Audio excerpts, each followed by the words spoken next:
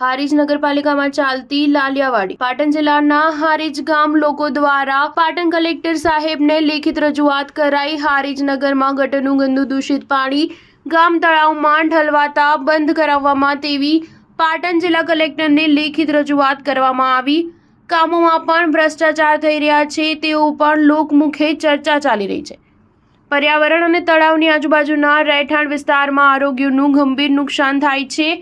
હનુમાનજી મંદિર અને રામજી મંદિર અને નગરદેવી સિકોતર માતાના મંદિરના ભક્તો અને દર્શનાર્થીઓને લાગણી દુભાઈ છે તેમજ જળચર પ્રાણીના જીવને જોખમ છે। સરકારશ્રીએ નગરપાલિકાને તળાવ બ્યુટિફિકેશનની 5 કરોડની ગ્રાન્ટ ફાળવેલ છે। નગરપાલિકા ગંદી ગટર તળાવ બની પ્રજાતાહીમામ પોકારી રહી છે। તાત્કાલિક અસરથી પગલાં લેવા આવે તેવી ગામ લોકોની માંગ ઉઠી છે।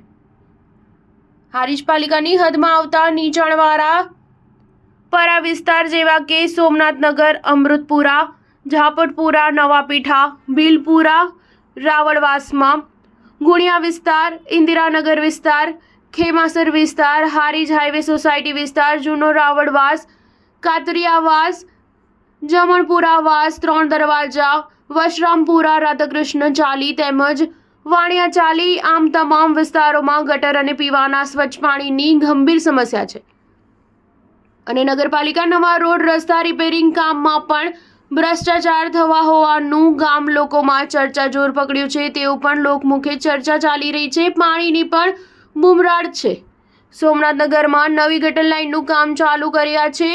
પાણીનો નિકાલ ગામ તળાવમાં કરવાનું નક્કી કરેલ છે। આમ થશે તો તળાવ પ્રદૂષિત થશે, જળચર પ્રાણીઓનું અસ્તિત્વ જોખમાશે, આજુબાજુના રહીશોનું આરોગ્ય જોખમાશે, તળાવ બ્યુટિફિકેશન થઈ શકશે નહીં। તળાવનું પાણી નર્મદા જળ યોજનામાં ભરી અને રિફાઇન્ડ કરી ગામ લોકો માટે વપરાય તે હેતુસર થશે નહીં।